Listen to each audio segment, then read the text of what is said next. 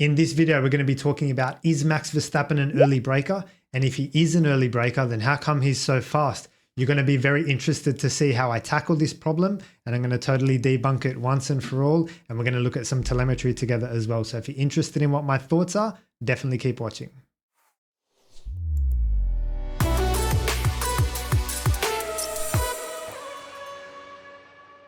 All right, now look guys, I'm a specialist technical coach and mentor for open formula drivers.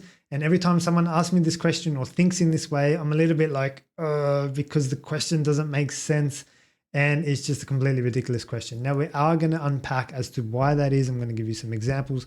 We're going to look at some telemetry later. We're going to try to answer the question for what it is, but I want you to put your critical thinking cap on and just follow my logic through as we unpack this question, talk about why it's not relevant, some of the limitations, and what drivers might be trying to achieve when they break at different points as well. Now, look, guys, I'm famous for my tennis analogies to Formula One racing. The reason I use tennis is because I love it. Roger Federer is my childhood hero. And secondly, it just makes more sense. Okay, so here's the first one.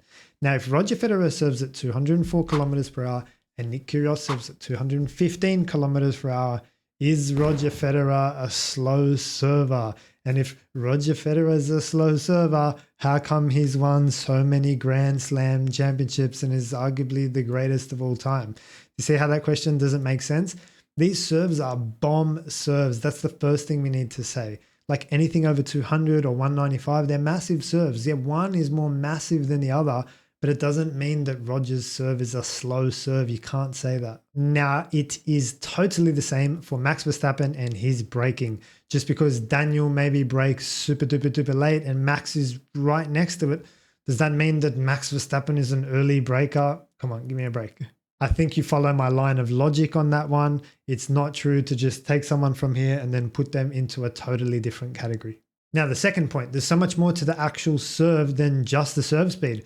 What if Roger Federer is serving 204, but it's bang on the line and it's coming in with spin as well? Same for F1 and Max Verstappen's braking. He might brake at a certain point, but what about how much brake pressure he puts in? How long he holds that brake pressure for? When he decides to trail off? How he manages the gears and engine braking? When he decides to turn in? There's so much more to the braking itself than just the initial application and timing of the brake pedal. Now, the third and final thing is you're linking the serve speed to the Grand Slam titles. You just can't do that. There's so much more to Roger Federer, the tennis player, than his serve speed, which is apparently slow. Complete nonsense. You've got the amazing forehand, backhand, volley, slice, overhead, first serve, second serve, the movement, the reactions, the reflexes, the return of serve. There's so much more to it. You can't just link one crappy metric, serve speed, to the Grand Slam championships. Similarly, you can't do the same with Max. If Max is an early breaker, which we already said is rubbish, then you can't link that to him being so fast. There are so many other driving elements, and particularly in racing, there are racing elements that would make Max a fast driver or a world champion. For example, like I said before, the way he comes out of the brake, the way he takes the corner, the line he takes, how he gets temperature in the wet, how he manages his fuel, tire management strategy, starts, attack, defense, restarts, pit stops, the whole thing, you name it. There's so much more to being a quick racing driver and a world champion than just early braking. So look, it's a crap question. I think you'll agree by this point, but we're going to try and go through some telemetry and analytics a little bit later on, but I'm going to spend a little bit more time unpacking this now. All right, so let's first start by defining what is an early breaker. Well, we don't have an official definition, but that's why I'm here. I've got my own definition. If you're an early breaker, you're losing lap time under braking. It's as simple as that. Now, there are only three ways in which you can really find lap time in a corner. That is number one, under braking. Number two, carrying speed in, or number three, carrying speed out. Now, if we look at lap time in that context, well, under braking is not always applicable. For example, if you're driving tracks like Silverstone or Suzuka, which have high-speed corners, S's, where it's more about lifting and using the downforce and downshifting with engine braking, there aren't those heavy braking zones like what you have in Monza, say, for example, where yes, it is about your braking point and your braking application. So what I'm trying to say is the braking point is not really relevant in some tracks anyway, like Suzuka. And Max is a machine around Suzuka. What's it got to do with early braking? Absolutely nothing in my opinion. Now, even if we could class Max an early breaker, there's still a few other limitations that we would need to cover off. Number one, there's only ever one teammate at all times that we could compare Max to. So you've got Max being one data point and the teammate being another data point, and you compare him against him, and then bang, you conclude he's an early breaker. What if they're both early breakers? What if they're both late breakers? What if you get one and one or one and the other? You also can't compare across the grid. You've got guys running different downforce, different brake settings. You've got cars with more grip or less grip. Generally, Max has been in the best car, so it would follow that someone with less grip is going to be braking earlier. You just can't compare across teams. Like I say, the only person we can compare against is Max's teammate, and we are going to do that, so stick around. It's going to be against Checo Perez, Alex Albon, Pierre Gasly, and Daniel Ricciardo. Number two, it depends on the confidence as well. A confident driver is going to be a late braking driver, no? And a driver that's not that confident is probably going to brake early. It's got absolutely nothing to do with their technique. It's just how they feel on the day and their confidence. Could be their form leading up to that race. It could be the pressure that they're under to perform in that race. It could be a world championship race, an important race, their first race. There are so many factors that can come into it when we talk about confidence and form. And like I say, if Max is feeling confident, I'm sure he's going to be braking late. And if he's not feeling confident, or any driver is not feeling confident, I'm sure they're going to be pulling back and braking earlier. The third and final point that I'll make is it really depends on what the driver is trying to achieve in the corner.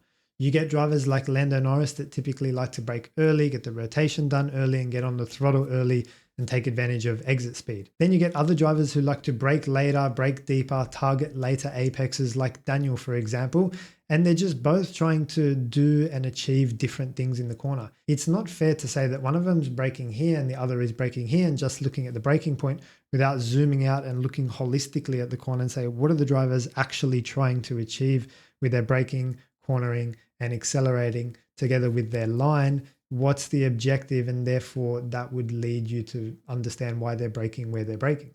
It's not just about the braking point, they're braking to achieve a certain goal in the corner itself. That said, we are going to look at the telemetry together now, and we're going to have a look at, like I said, Max against his teammates over the years. And we're going to have a look at 3 tracks which I've chosen. And the tracks that I've chosen are number 1, Spa-Francorchamps, Belgium. The reason I've chosen this is because it's Max's favorite track. He loves this track. He's generally pretty confident around here. So I'd be keen to see how his braking inputs stack up against his teammate. Number 2, Azerbaijan in Baku. Max is typically not strong at this track, yet Max, Checo, and Daniel have all won here before. So it'll be interesting to see how they stack up at this track. And third, as I mentioned before, Monza is going to be one of the really interesting tracks because braking point is very critical in Monza. When we talk about finding time under braking, carrying speed in or carrying speed out of corners, then the under braking part is really relevant in Monza because you do need to pick your braking points really well. It's very low downforce, you're coming in at high speed, and the braking distances are quite long in Monza as well. So I'd be keen to see how Max stacks up against his teammates there. As we go along, we're going to create a table, and for every time Max is the early breaker, we're going to give him a point, and every time the teammate is the early breaker, we're going to give him a point. And we're going to do the first example together, and then we're going to have a look at what the results come out to be. All right, so here we go, guys. The first one is going to be 2018. We're going to go Baku. Baku. Azerbaijan Grand Prix. Qualifying. We're going to look at quali and we're going to compare Mr. Danny Rick to Mr. Maximilian Verstappen. And we're going to do it on their final runs, of course, and in selective braking zones. So I'm going to pick turns 1, 2, and 3. And we're just going to do the first example together so you guys get the idea of how we're actually doing this. So here we go. We've got the lap. So this is the Baku circuit. So this is turn 1. And we're literally just going to have a look at what they're doing together. I might also highlight that turn 1, turn 2, and turn 3 are probably the 3 main braking points here. So we might as well just cut the rest of it out and just start to have a look at those 3 in isolation. So if we zoom out and then zoom in on our 3 that we're interested in, bang, we get them nice and close up. So Danny Rick is in blue and Max is in white. And here we have the braking. So yes, Max is braking earlier into turn 1. It's also important to keep an eye on the delta because whenever it goes up, that's in Daniel's favor. And whenever it goes down, that's in Max's favor. So actually, because Daniel's braking later, he's the one in blue. He's finding time on the way in, 1.9 tenths. but then Max is getting on throttle earlier. You can see that here in white, and he's the one finding time on the exit. So he is actually braking early in these corners and finding some good exits. All right, so let's allocate some points. So we've got in the first one, it's first corner, sorry, it's going to be Max who's braking earlier. They look pretty identical in turn 2, which is here. I'm just looking at the braking. And is that Max slightly earlier? This is the Nick Kyrgios, Roger Federer thing again. I mean, it's ever so slightly, Jesus, but we're going to have to award it. So Max gets 2 points there, and it's pretty neutral on turn 2. Cool. All right, now we're going to have a look at Spa. We're going to completely get rid of these laps. And we're going to say, okay, 2018 Belgian Grand Prix qualifying, one of Max's favorites. How did they stack up? So we've got Verstappen in blue this time and Danny Rick. Now, again, we've got 3 corners. I'm going to look at turn 1, Leikums, and the final chicane. So let's have a look at turn 1 here. All right, the delta. So when it goes up this time, it's in Max's favor. You can see it just spikes up here. So I'm suspecting that Mr. Max has broken later than Danny Rick here. And given that Max is in blue this time, Danny's in white, you can see here that Max is indeed the late breaker into turn 1, finding that delta. So it's a point to Max. It's a point to Danny being the early breaker here into turn 1. Now we've got Leikum at the end of the straight, which is this chicane here. And our white line will take us to where we want to be. Keep in mind the colors are switched. So we've got Max in blue. Again, Max is braking later into Leikum. So that is a point to Danny for being the early breaker. And then we've got the final chicane, which is this braking point here. Again, we've got Max in blue being the later breaker. So that's the confidence piece again, guys. I said, man, this is Max's favorite track. I don't see much early braking going on here, but we did see it in Baku. So it's just, you know, horses for courses. But anyway, we've got Monza to try and separate it here. And then we're going to go through all the years and all the teammates. I'm not going to do that in this video, but I am going to present the results in this video. So Italian Grand Prix qualifying, Verstappen, and who was his teammate? Still Danny Rick. Where's Danny Rick? Danny Rick doesn't have any data. Okay. Well, we're just going to have to leave that one, or should we pick another track that has some heavy braking? Mexico would be a good one. Let's trade that one for Mexico. Qualifying Rick. And there we go. We've got some data. All right, so we're going to have to trade for Mexico. We're trading Monza for Mexico. Let's get rid of the 42s. That's in Spa. What do we got? What do we got? Zoom out. All right, so we got yellow and white this time. We've got Max in yellow. We've got Danny doing the quicker time in white. So we should probably look at turn 1 together. That's this braking zone here. They're pretty equal in turn 1. That's bang on. They're braking at exactly the same point. Where else in Mexico can we say there's a little short straight and another braking zone where there's a bit of full throttle time? I think, bring up the track map. Oh yeah, this one here. We should check this. Braking into here. So we got Max in. Max is braking later into that corner. So that's one there that goes for Danny being the early breaker in white. And then we've got one more example, none of this high speed stuff. Maybe this one here. Be interesting to see where they are there. That's another fairly important braking zone on the track, and it's here. And Max is in yellow. Max is the later breaker. Danny is the early breaker.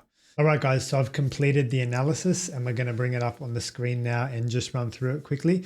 In summary, there aren't many examples where Max is being outbroken by his teammate. That is, generally speaking, his teammate is braking earlier. There was a few examples where Max was braking earlier in 2018 in Baku, and some corners this year in 2024 against Checo. But on the whole, Max is braking later than his teammate. Now it follows because of what's involved in lap time. Well, it's your time under braking, how much speed you can carry in the corner, and how much speed you can carry out of the corner, as I mentioned earlier on in this video. Now, Max strikes me as quite an aggressive person, emotionally, mentally, spiritually. He's got the lion on his helmet. He is a very aggressive driver.